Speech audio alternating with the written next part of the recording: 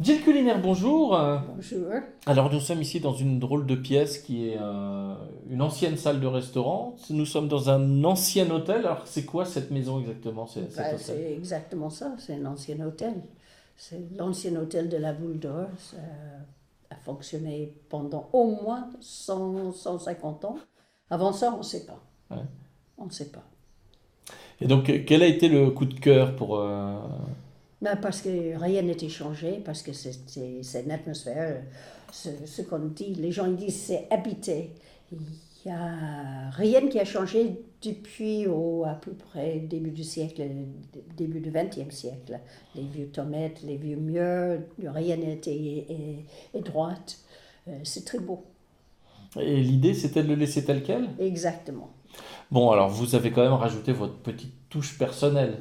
Ben, j'ai juste ajouté des clients. Par exemple, dans cette pièce, il y a quelques clients, il y a des boîtes, il y a à peu près 200 boîtes avec les petites histoires de la vie quotidienne, assez satirique. Bon, on va les visiter tout à l'heure. Avant ça, un petit mot sur cette salle de restaurant avec les peintures au mur qui sont assez étonnantes. Oui, ils étaient faits en 1914 par une peintre qui a signé Ezined. Mais bon, c'était là, il a inversé son nom, Denise.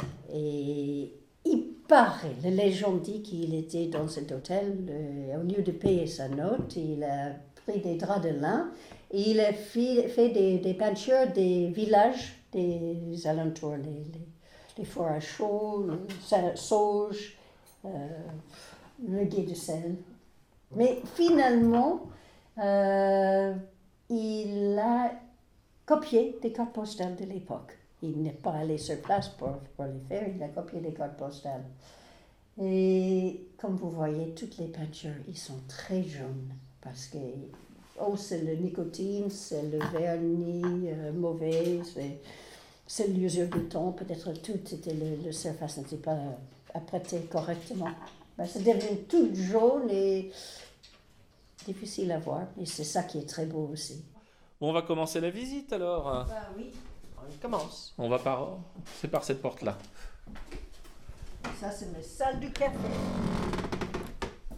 Ah, belle salle, hein. C'était la salle du café. Bah oui, pendant longtemps, c'est là où on faisait la cuisine pour les gens qui sont venus à l'hôtel. Le bar était où? Il n'y avait pas de bar. Il n'y a jamais eu un bar ici. D'accord. Il y avait la patronne qui, dernièrement, a gardé le vin blanc et tout ça dans les seaux d'eau pour le rafraîchir, mais il n'y avait pas de bar. Oui. Et puis, il y avait des longues tables partout. Bon, je n'ai plus de table parce que j'en ai pas besoin et j'ai besoin plutôt de l'espace pour montrer les boîtes. Mais autrement, la pièce est gardée dans l'état. C'est quoi ces boîtes-là? Ces boîtes, c'est les petites scénettes, si vous voulez, c'est des maisons de poupées, mais assez méchants. C'est les boîtes avec les petites scènes de la vie quotidienne, de notre vie. Voilà, je mets en boîte toutes les ridicules de notre vie. C'est venu d'où cette idée de mettre en boîte tous les gens comme ça? Ben, j'ai commencé quand j'étais très jeune, d'ailleurs. J'ai commencé quand j'avais déjà 9 ou 10 ans. Voilà, les autres faisaient des maisons de poupées et moi je faisais des scènes avec les vraies histoires. Alors, quel type d'histoire on trouve par exemple dans vos boîtes? Ben, là, sur cette mur par là, ça c'est les vacances en Turquie ou les voyages organisés. Et en bas, c'est le voyage au Maroc. Et c'est exactement la même chose qu'on fait en Turquie. Ben, il y a la danseuse de ventre, il y a les grands dîners, il y a le cocktail, il y a les visites de lieux touristiques, la piscine. Ben, c'est toutes les choses banales d'une vie, d'un voyage organisé. Et là, ça c'est un lotissement. Ça c'est tout le lotissement. Et la vie quotidienne dans le lotissement. Les gens qui protestent contre les haies qui sont trop hautes, ou les gens qui fait un potager dans le jardin, dans un lotissement où c'est interdit, ou les voisins qui s'engueulent parce qu'il y a des feuilles de l'arbre de voisins à côté qui tombent dans le jardin. Tout ce qui est naturel. Parce que dans le lotissement, c'est le contraire de tout ce qui est naturel. Voilà. Vous devez vous faire des amis avec ces boîtes-là. Eh ben, je ne fais pas d'amis avec les boîtes ou sans les boîtes. Où elle est différente. On est tous pareils. Les gens ne vous aiment pas plus parce que vous ne faites pas des boîtes. Il y en a combien des boîtes là? Oh, il y a peut-être 200 boîtes dans la maison. Ah oui, quand même. Quand même. J'ai jamais compté. Peut-être 150, 200, je ne sais pas. Oui. Et donc l'idée, c'est de faire de cette maison un musée quasiment, ou même une grande boîte à C'est elle-même. une grande boîte. Avec- C'était mon intention quand j'ai acheté cette maison, de faire une boîte dans laquelle étaient toutes les petites boîtes. C'était ça, une grande boîte. Alors c'était un hôtel. Alors c'est pour ça il y a des histoires inventées, si vous voulez, des clients de l'hôtel. Eux aussi, ils sont là, leurs portraits sont là. Alors c'est une boîte. On peut les visiter, les chambres de On l'hôtel? peut visiter, on peut lire toutes les histoires en plus. Bon, on va monter alors pour voir ça. Tout à fait. Ça se passe par là? Ça se passe par là. Et voilà, d'abord, on est tout de suite confronté par les filles qui ont travaillé dans les maisons. Ils étaient là, ils travaillaient dans une des chambres, la chambre numéro 2, que vous voyez, une clé spéciale pour le numéro 2. Ils sont venus, quand les Prousses étaient dans le village, ils ont suivi l'armée française, ils sont venus ici pour travailler, menés par la madame. Alors il y a Pépé la Bigotte, Bernadette la Tirette, Oui. Fernande la Guiche, la Pompe Amour. Et voilà la madame.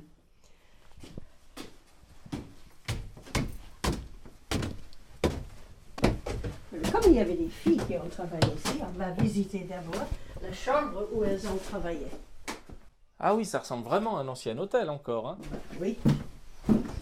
Voilà leur chambre. Ah oui. D'accord. Je vois le genre. Il y a du monde dans le lit, là, dites donc. Oui, il y a 3 personnes dans le lit. 3? Oui. Oui, bon, pourquoi pas? Tout est possible, là. Alors, au vu de tout ce qu'on peut découvrir ici, on sent que c'est quand même une pièce interdite aux moins de 18 ans. Oh, ben, ça dépend, ça dépend. Il y a des 18 ans différents. Hein. Donc ça, c'est la chambre des filles.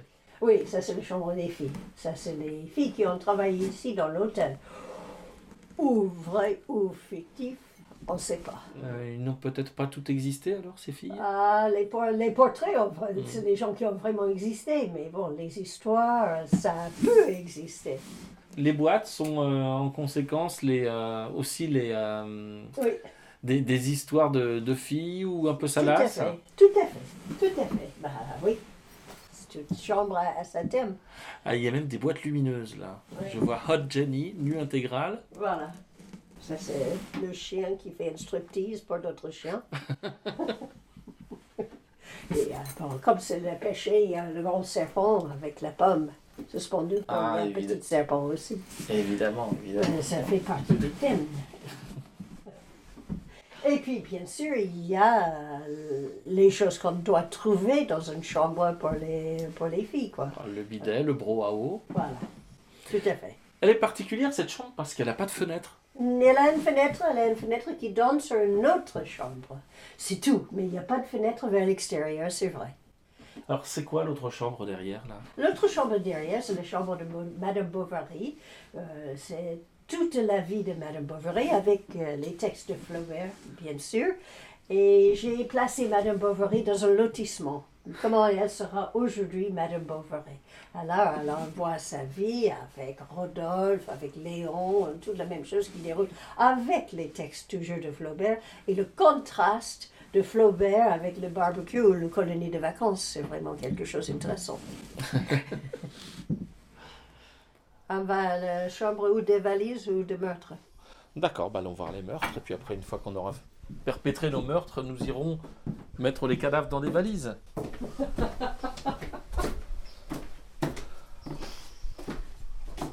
Voilà la chambre de Madame Bovary, voilà la chambre de valise, on va y passer tout à l'heure. Et pour l'instant, c'est la chambre des meurtres. Oh. Voilà. Voici donc la chambre des meurtres. Bah, la chambre des meurtres, oui. Mais bon, il n'y a que quelques meurtres. On ne voit pas de cadavres. Je vois au contraire des gens dans le lit. Ils ont l'air plus ou moins en bonne santé. Bah oui, tout à fait, tout à fait. Mais bon, c'est l'histoire là qui est le PDG qui coupe sa femme en dés. Et puis il se marie avec son secrétaire. Le nouveau détective coupé en dés dans sa salle de bain. Voilà. Et bon, la concierge est bien contente parce que c'est elle qui découvre le corps et elle devient très connue. Mais à quoi ça sert de raconter des histoires aussi sanguinolentes? Ben non, c'est la réalité, c'est la vie de tous les journées. Voilà le monsieur qui coupe sa femme en deux et puis il ne sait pas quoi faire après pour le dîner. Une folie passagère. Voilà. On trouve vraiment ça dans les journaux? On trouve ça vraiment dans les journaux tous les jours. Bon, il n'y a pas que des... Ah si, là, il y a un suicide. Ça, c'est pas mieux. Mais là aussi, c'est le soirée vidéo. C'est les gens qui... le couple qui viennent chez les autres, on les filme en arrivant, on les coupe pendant le cocktail, on les coupe pendant le dîner et après, on se regarde. On regarde le film. Voilà, ça c'est la soirée mortelle en quelque sorte. Voilà, tout à fait. Il y a quelques tableaux au mur, là, des dessins.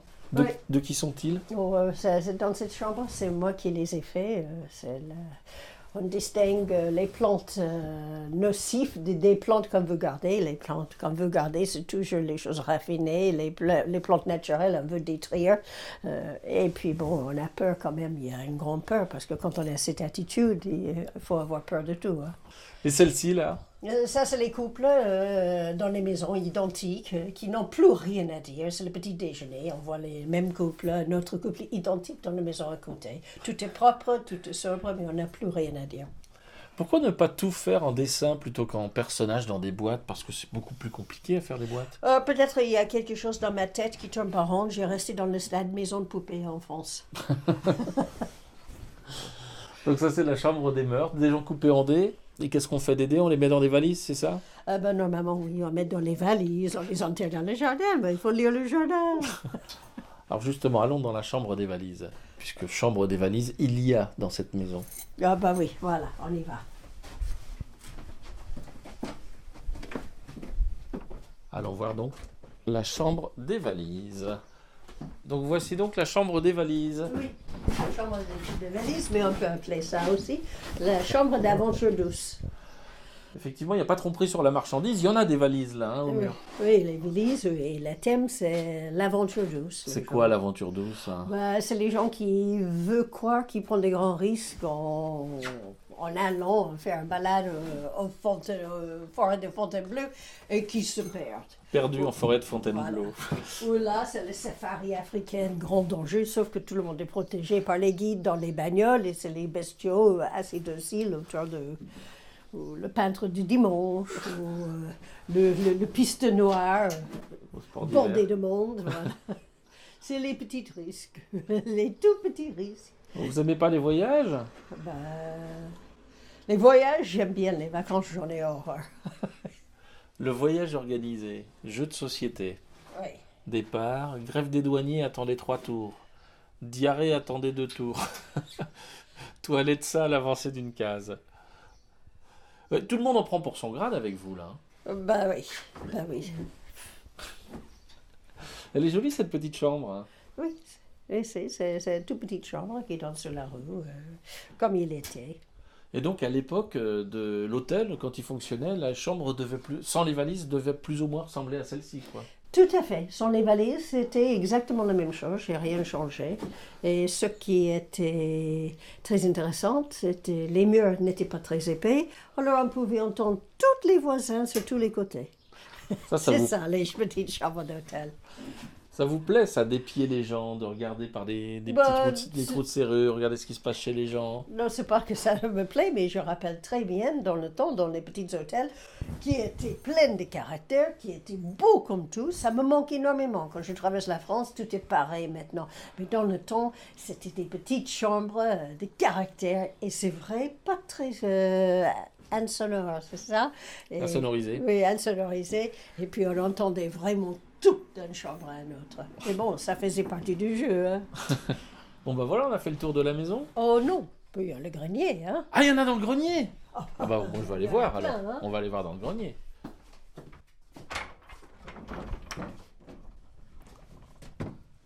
Ah bah dites donc.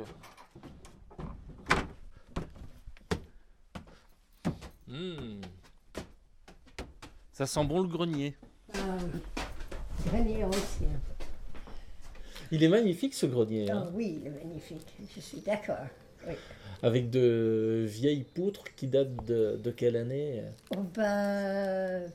On ne sait pas. 18e, sans doute début 18e, qui sait, 17e, on ne sait pas. Tout est chevillé. Tout est chevillé, oui.